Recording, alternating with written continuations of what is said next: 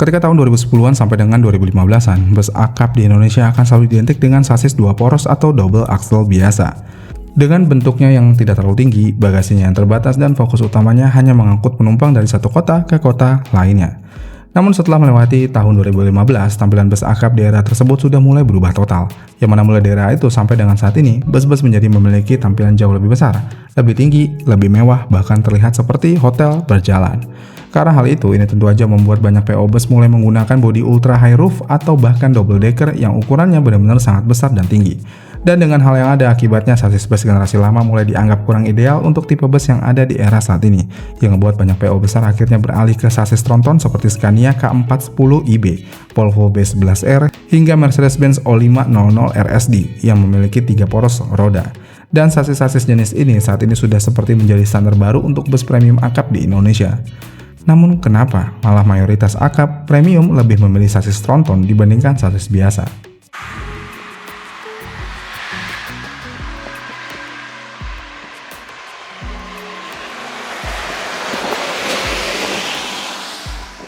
Jadi sebenarnya perubahan besar di dunia bus akap Indonesia mulai terasa sejak era jalan tol berkembang pesat, yang mana sebelum jalan tol lintas Jawa semua ini ada, perjalanan antar kota lebih banyak melewati jalur pantura, jalur pegunungan, dan jalan nasional dengan kecepatan rata-rata yang tidak terlalu tinggi.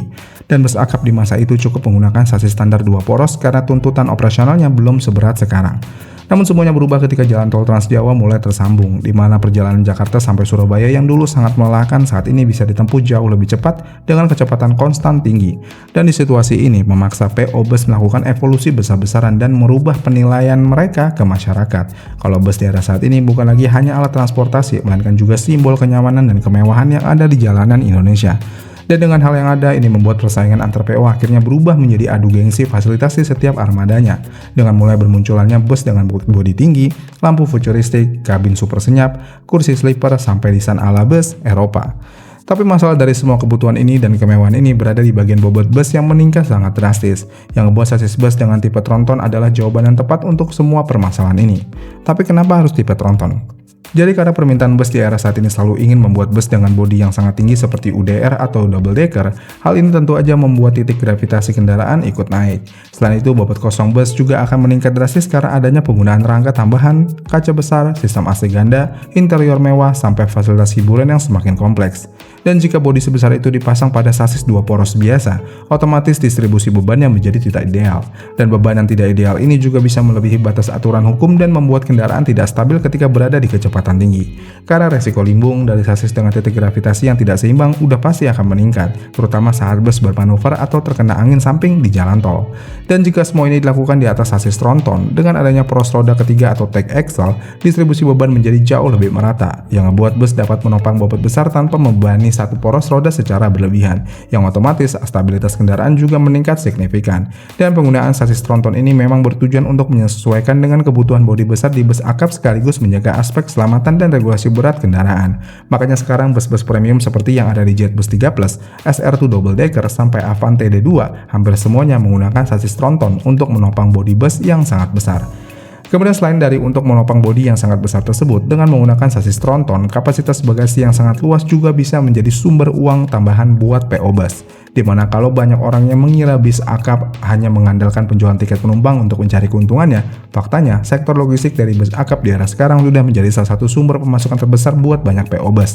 Dan fenomena ini juga sangat terasa di jalur akap jarak jauh seperti Jakarta-Surabaya, Jakarta-Madura, sampai dengan lintas Sumatera. Yang mana di bus akap yang melewati jalur tersebut, biasanya bagasi bus itu seringkali penuh oleh paket, spare part, bahkan sepeda motor di bagasinya, dan itu adalah nilai jual tambahan dari setiap bus akap yang melintas di jalur-jalur tersebut.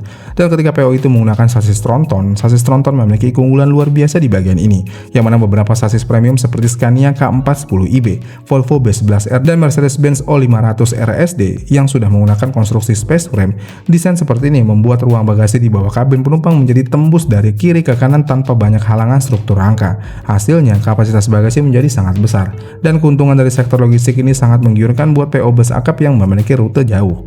Bahkan dalam beberapa kasus yang ada, pemasukan dari pengiriman barang di bagasi ini bisa membantu menutupi biaya operasional bus ketika jumlah penumpang sedang sepi. Karena itulah banyak PO rela membeli sasis premium mahal demi mendapatkan kapasitas bagasi yang maksimal, yang bisa menjadi sumber tambahan PO itu ketika beroperasional.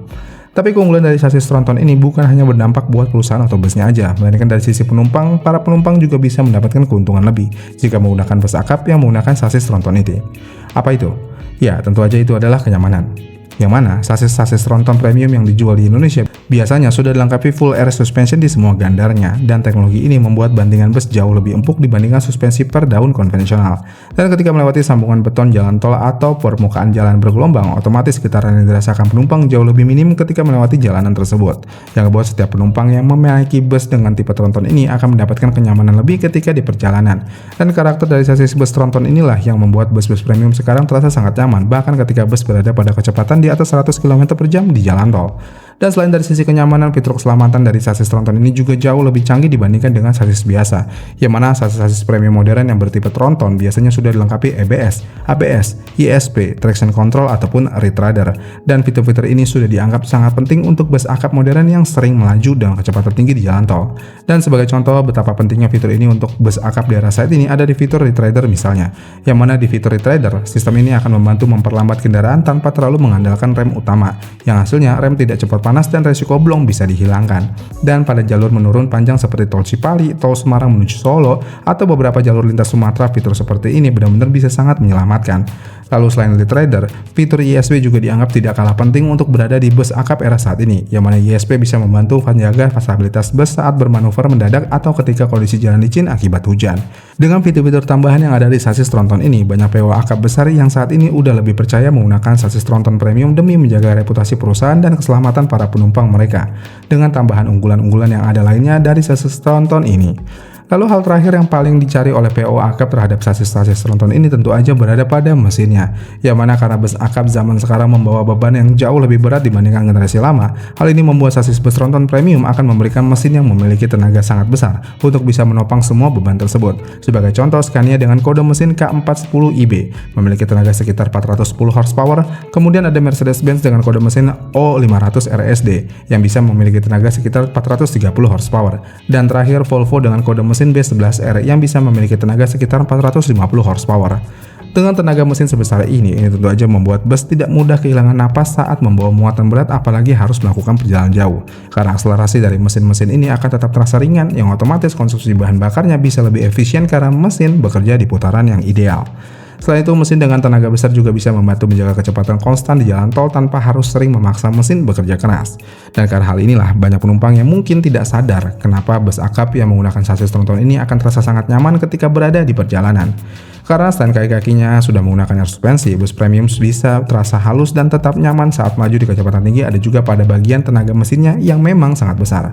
Jadi ya, pada akhirnya perubahan bus akap Indonesia menuju era sasis tronton sebenarnya menunjukkan bagaimana dunia transportasi terus berevolusi mengikuti kebutuhan zaman. Yang mana penumpang era sekarang tidak lagi hanya mencari kendaraan untuk bisa mengangkitkan dirinya untuk berpindah kota, karena mereka ingin juga mendapatkan perjalanan yang nyaman, aman, cepat, dan terasa mewah. Di sisi lain, PO Bus juga harus memikirkan efisiensi bisnis, kapasitas bagasi, keselamatan, sampai kemampuan bersaing di tengah hadirnya jalan tol dan transportasi modern lainnya. Dengan demikian, sasis tronton akhirnya menjadi jawaban untuk semua kebutuhan tersebut, karena 3 poros roda memberikan stabilitas lebih baik, kapasitas angkut jadi lebih besar, dan juga sudah pasti mampu menopang bodi-bodi raksasa seperti double decker dan ultra high roof yang saat ini menjadi tren di Indonesia.